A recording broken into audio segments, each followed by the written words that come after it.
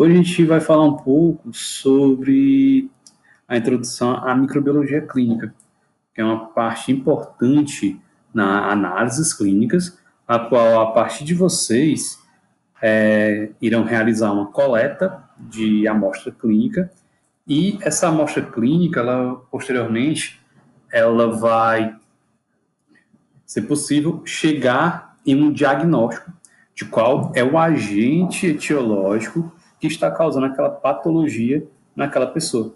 Qual é o responsável por causar uma determinada doença.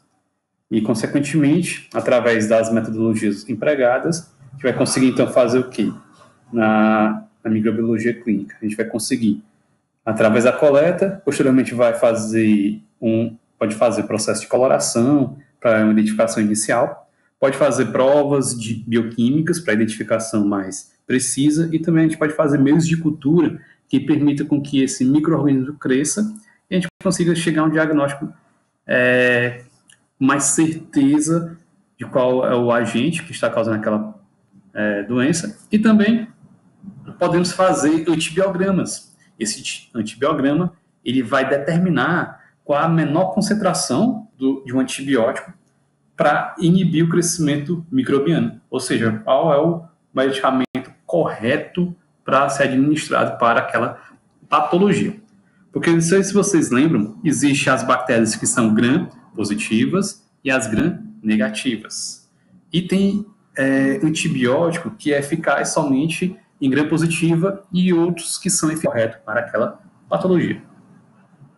Então, pessoal, a microbiologia clínica ela tem como intuito o estudo dos micro-organismos e compreender as doenças que eles causam e a maneira para controlá-las. Porque, sim, pessoal, os micro-organismos, quando a gente remete a esse nome, já lembra o quê? De doença. Contudo, nem sempre um micro-organismo vai ser patogênico. 99% dos micro-organismos eles são apatogênicos. Ou seja, eles não são patogênicos em condições normais. Eles só serão patogênicos, esses 99%, quando eles conseguem chegar em um ambiente a qual ele não é comumente encontrado, aí sim ele pode causar. Somente 1% dos micro-organismos são sempre patogênicos, ou seja, se uma pessoa tem esse micro-organismo, ele vai estar desenvolvendo um processo de doença.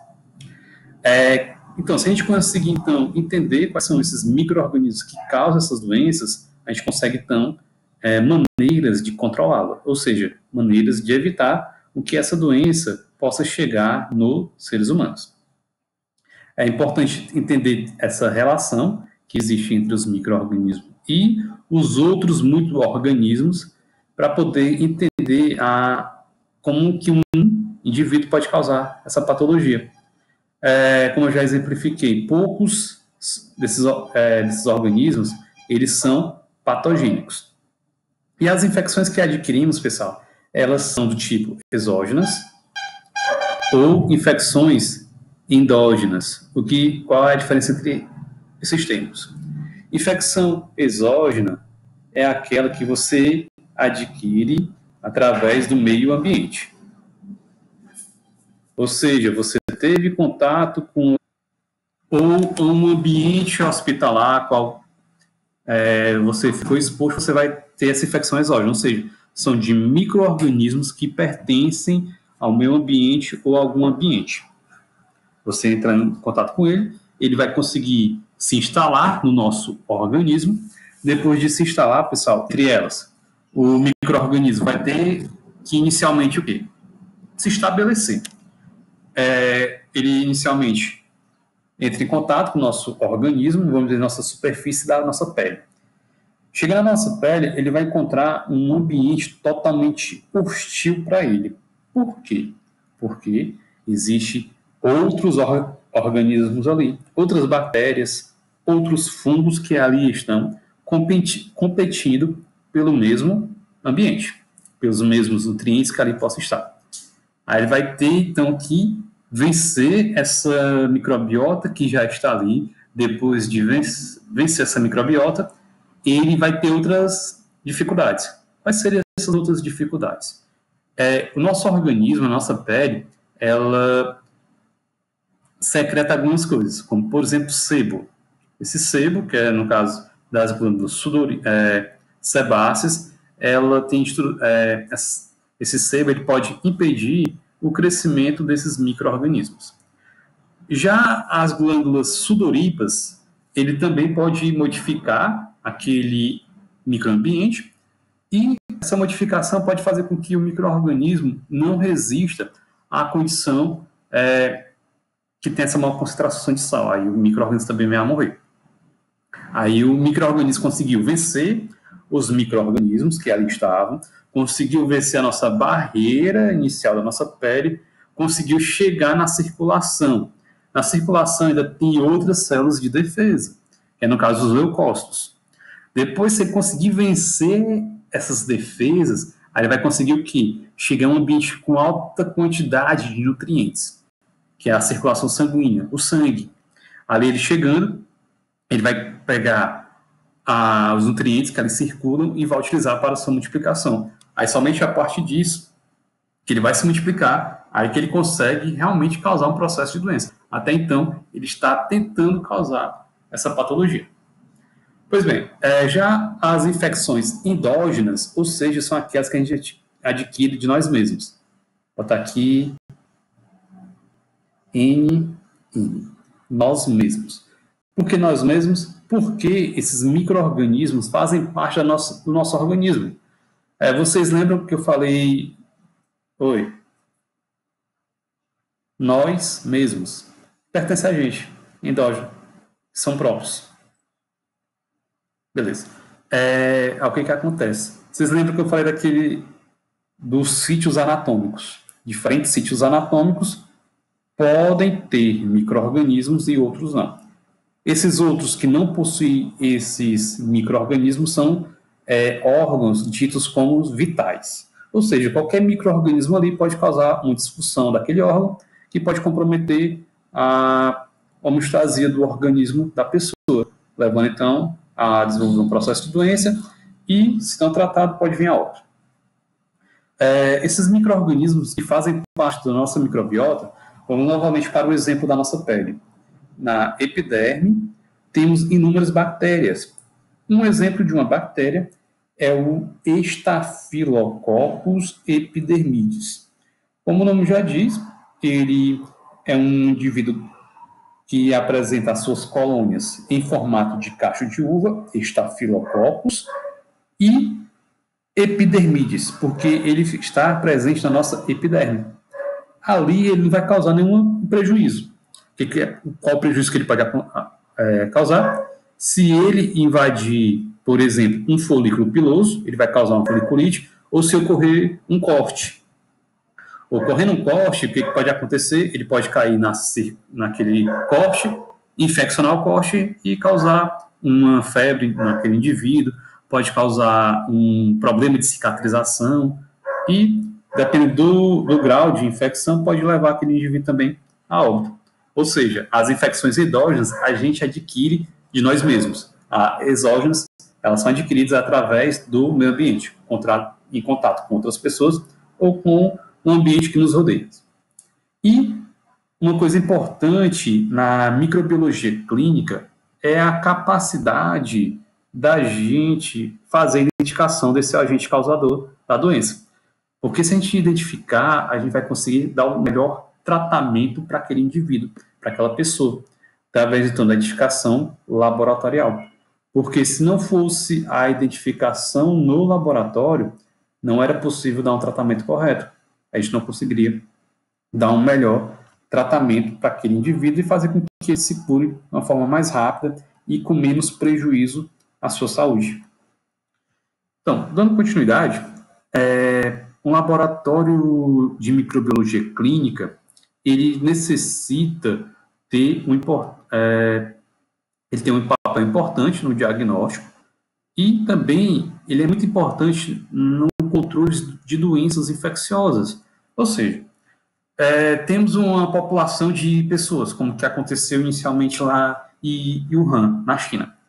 Foi observado que pessoas que viviam naquela cidade estavam apresentando uma síndrome gripal, a qual tinha dificuldades das pessoas que tinham aquela síndrome de respirar.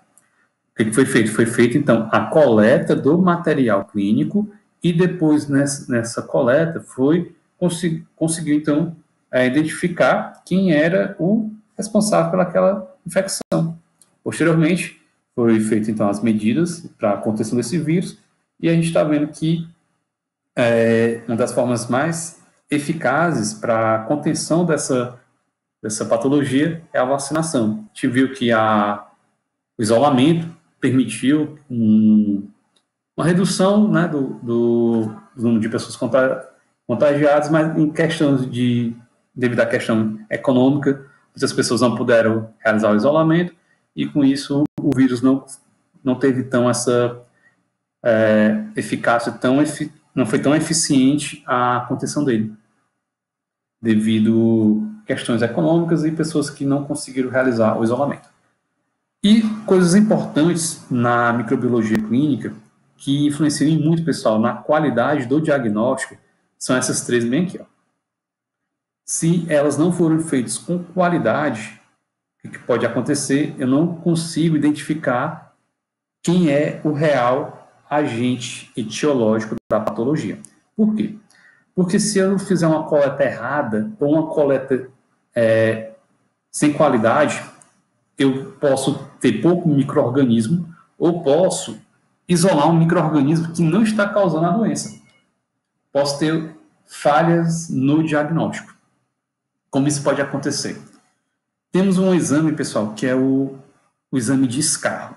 Esse exame de escarro tem uma metodologia, uma doença, como, por exemplo, a tuberculose. A tuberculose ela é causada por uma bactéria, a Mycobacterium tuberculosis. A amostra clínica para identificação dessa bactéria é o quê? É o escarro do indivíduo. Se durante o procedimento de coleta um indivíduo fizer coleta de saliva, os micro-organismos representativos delas fazem parte da nossa boca. E a Mycobacterium tuberculosis, ela se encontra nos pulmões. E quando eu faço esse escarro, eu vou realmente coletar as bactérias que são provenientes dos pulmões, e não as bactérias que estão presentes na nossa boca, no caso da saliva. Por isso que é importante fazer uma boa coleta. E uma coisa também muito importante é coletar a amostra clínica do local onde tem maiores chances de encontrar o agente etiológico. Vamos para um exemplo de uma doença que é causada por fungo, uma onicomicose. A onicomicose, ela acomete as unhas. Logo, o material que eu vou coletar deve ser proveniente das unhas, e não, por exemplo, da planta do pé, por exemplo. Eu tenho que coletar a amostra do local onde tem maior chance de encontrar o micro-organismo. Por exemplo, se eu tenho uma infecção que está acometendo a pele, eu devo coletar onde está aquela manifestação clínica. E com isso vai dar uma maior probabilidade de encontrar o agente etiológico. Também é importante, durante o procedimento de coleta, realizar a antisepsia do local. Por que deve ser feita essa antisepsia? Porque, como vocês já sabem, a nossa microbiota, existe indivíduos que vivem na nossa microbiota. Se a gente não fizer essa antisepsia, o que vai acontecer? A gente pode estar coletando a nossa microbiota no lugar do micro-organismo que é o agente da doença. O que vai acontecer? Quando a gente fizer as outras metodologias de identificação, a gente vai achar um micro-organismo, a nossa microbiota normalmente, podendo dar um diagnóstico errado e um tratamento errado, e o paciente não ficar curado. Outra coisa também muito importante, além da coleta feita com qualidade, são os meios de transporte. Tem aqui os meios de transporte. Os meios de transporte, pessoal, são meios que permitem com que os micro-organismos fiquem viáveis do momento da coleta até a sua chegada no laboratório. Eles apenas vão permitir com que eles fiquem vivos. Eles não irão aumentar em número, não vão ter nos meios de transporte, eles não terão capacidade para multiplicação, aumentar em números, porque os meios de transporte não possuem nutrientes que são essenciais para que o micro-organismo se multiplique. Vai ter apenas constituintes que permitem com que o micro-organismo fique viável, fique vivo. E esses micro-organismos, pessoal, tem meios de transporte que são específicos para determinados tipos de micro-organismos. Por exemplo, temos micro-organismos que são anaeróbios. Os micro-organismos anaeróbios, eles, quando na presença do oxigênio, eles sofrerão lesão. O oxigênio é tóxico para eles. É por isso que eles devem ser coletados e transportados em meios que deem uma atmosfera anaeróbica, que permitam que eles também fiquem viáveis. Depois de ter feito, então, a coleta do melhor local para encontrar o espécime clínico, ter colocado esse espécime clínico em um meio de transporte adequado, a gente vai, então, para técnicas de identificação. Outra coisa também importante, pessoal, na coleta é o quê? Coletar material suficiente. Porque imagina aí, se vocês têm que fazer, o médico entregou a requisição para o paciente e pediu, por exemplo, 10 exames diferentes. Durante o procedimento de coleta, só foi coletada a amostra que permitia apenas 2 exames. O que vai acontecer? O paciente vai ter que vir novamente ao laboratório, coletar a amostra suficiente, porque não pode realizar exames quebrados, a não ser que seja casos de hospitais que permitam que o paciente vai estar ali disponível para fazer coleta, aí sim pode fazer uma nova coleta, mas na clínica mesmo, normalmente, sempre coletar a maior quantidade de amostra possível de acordo com a requisição. Se a requisição diz que é para fazer, por exemplo, 10 exames diferentes, eu tenho que coletar a amostra suficiente para a realização desses 10 exames. Depois, então, de tudo isso, temos a identificação. Essa identificação, ela pode ser feita de diferentes formas. A identificação pode ser feita presuntivamente, apenas a gente vai sugerir que seja esse micro-organismo. A gente vai utilizar, então, meios de cultura. Esses meios de cultura, o micro-organismo vai crescer, a gente pode, de acordo com a característica da colônia, sugerir um micro-organismo, ou através de qual meio que foi utilizado. Porque existem meios, pessoal, diferentes tipos de meios. Tem meios não seletivos, cresce qualquer micro-organismo. Tem meios seletivos, ou seja, vai crescer somente um tipo de micro-organismo. Tem meios diferencial, ou seja, quando o micro-organismo cresce, vai ter uma característica visual que eu consiga distingui-lo. Por exemplo, temos o meio Haga-Maconque. Esse meio Haga-Maconque, ele, quando um micro-organismo que é gram-negativo cresce nele, ele muda o meio de opaco, de amarelo opaco, por exemplo, aqui. Ele mudaria dessa cor aqui e passa para esta. O que aconteceu? O micro-organismo teve a capacidade de utilizar a lactose, um carboidrato ali, fermentou essa lactose e mudou o meio de coloração. Ou seja, o meio diferencial teve uma diferença de coloração que permitiu identificar um tipo de micro-organismo que utiliza esse tipo de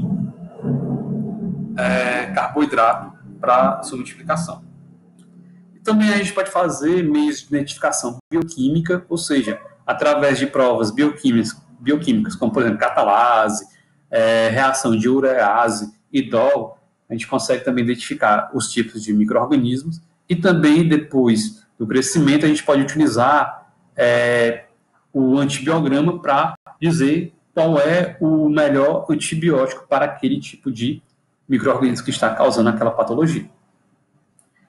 E Uma coisa importante também para o laboratório de microbiologia clínica é ter uma estrutura física adequada para a realização daquelas atividades. Eu gostaria que vocês respondessem, vocês podem abrir o microfone, me dizendo que tipo de equipamento é esse aqui. Esse primeiro aqui que eu marquei. Alguém lembra?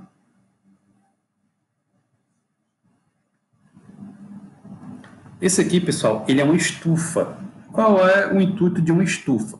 A estufa, ela vai permitir com que o micro-organismo cresça, se multiplique. Eu vou fazer o quê? Vou colocar o meio de cultura aqui dentro, vou dar uma atmosfera que mimetize a temperatura corporal. A temperatura corporal é mais ou menos isso aqui, né? 37 graus Celsius. Aí o micro-organismo.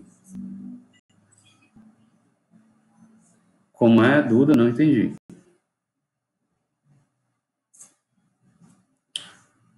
A estufa, ela serve para colocar o meio de cultura aqui dentro, para poder mimetizar a temperatura corporal, para que o micro-organismo possa multiplicar, aumentar em número. Porque eu vou colocar aqui, ó, o meio de cultura e o espécime clínico. Só que eu não vou saber se vai crescer. Aí eu coloquei aqui na estufa, de 12 a 24 horas, aí depois desse tempo, o que vai acontecer? Ó? Vai estar cheio de colônias. A partir então dessas colônias, eu consigo fazer outros procedimentos de identificação.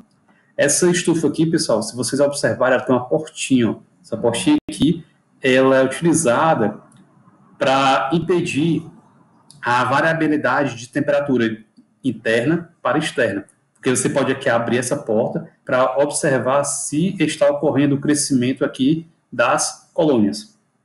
Depois disso, a gente tem esse outro equipamento. Vocês lembram desse equipamento aqui?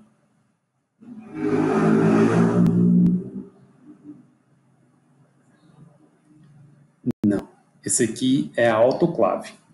A autoclave ela serve tanto para esterilizar as placas que foram já utilizadas, para ser reutilizadas, ou para esterilizar elas antes do seu descarte, ou para esterilizar os meios de cultura quando preparados, quando é preparados no laboratório. Tem meios de culturas que são feitos comercialmente, você compra ele já preparado e só vai levar diretamente aqui para a estufa para crescimento.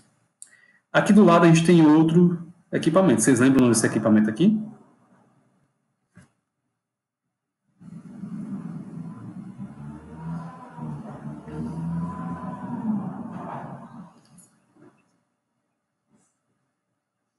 Ninguém, né? Então, esse equipamento aqui, pessoal, ele é a cabine de segurança biológica. Essa cabine de segurança biológica é o local ideal para fazer o semeio dos micro-organismos no meio de cultura. Por quê?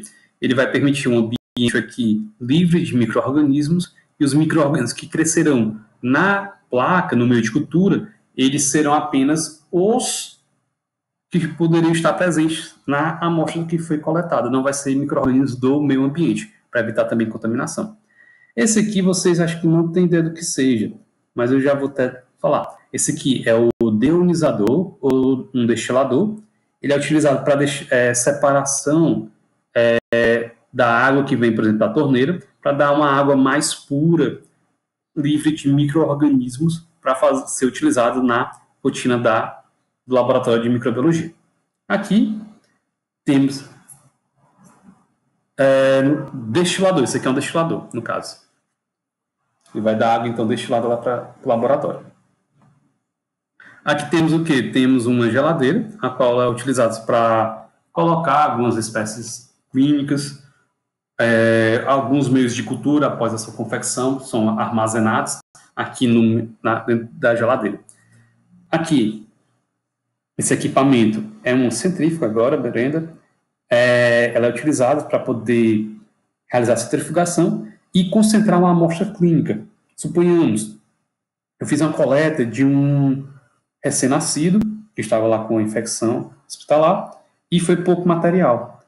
Só que não é possível fazer uma nova coleta. Aí eu utilizo, então, essa centrífuga. A centrífuga ela vai permitir essa concentração do material e aumentar a chance de encontrar o micro-organismo. Aqui, pessoal, temos outro equipamento, que é um banho-maria, é utilizado, então, para aumentar a temperatura da amostra antes de ser semeada no meio de cultura, ou para facilitar a homogeneização de algumas substâncias, ou seja, a gente vai preparar o meio de cultura no laboratório, a gente utiliza aqui o banho-maria para ser homogeneizada. Aqui, pessoal, temos o quê? Esse aqui é um agitador de tubos. A gente coloca os tubos aqui para homogeneizar, então, a amostra. Pode ser utilizado, por exemplo, para homogeneizar a amostra urinária ou a amostra hematológica, pode ser também utilizada ela aqui para fazer essa homogeneização. Ou para homogeneizar algum meio de cultura que foi preparado também, pode ser utilizado na prática clínica. Aqui, vocês lembram o nome desse equipamento? Esse utensílio? Isso. Ele é utilizado, então, para esquentar algum material. A gente vai colocar aqui uma tela de amianto para dissipar o calor uniformemente, ou para ele dar uma atmosfera estéril durante o procedimento, por exemplo, de coleta. Já se a gente não dispuser de uma cabine dessa aqui, a gente pode também utilizar o bico de Bunsen para essa prática para semeadura do meio de cultura. Se a gente preparar, então, o meio de cultura no laboratório, se a gente tiver que comprar o material para preparar ele, a gente vai utilizar isso aqui, ó, que é a balança analítica. A gente vai pesar o material necessário para fazer o meio de cultura. Geralmente, nas bulas, diz que é para preparar 1 litro de meio de cultura. E a gente pode fazer, então, preparações proporcionais a esse 1 litro, de acordo com a rotina do laboratório. E, por fim, a gente tem que ter um microscópio, né, para poder fazer a visualização das colônias que cresceram desse meio de cultura após a identificação através da coloração de grã. A gente vai identificar inicialmente se é um grã positivo ou um grã negativo. Isso também é bem importante para um diagnóstico inicial. Por quê? Porque, como eu já falei, tem bactérias que são sensíveis a determinado tipo de antibiótico. Gram-positivas somente para alguns antibióticos e gram-negativos para outros. Isso ocorre muito, pessoal, em casos de urgência, porque muitas vezes não tem como esperar muito tempo para os outros testes laboratoriais. Espera-se fazer, então, a cultura. Depois dessa cultura, a gente faz, então, a coloração e já dá um diagnóstico. O paciente está com um micro-organismo que é um coco gram-positivo. Aí já começa o tratamento para esse coco gram-positivo e até chegar na autoidentificação para dar um tratamento inicial. Aí depois de chegar na identificação correta, aí vai dar um antibiótico realmente mais eficaz contra aquela patologia. Então, pessoal, a gente finaliza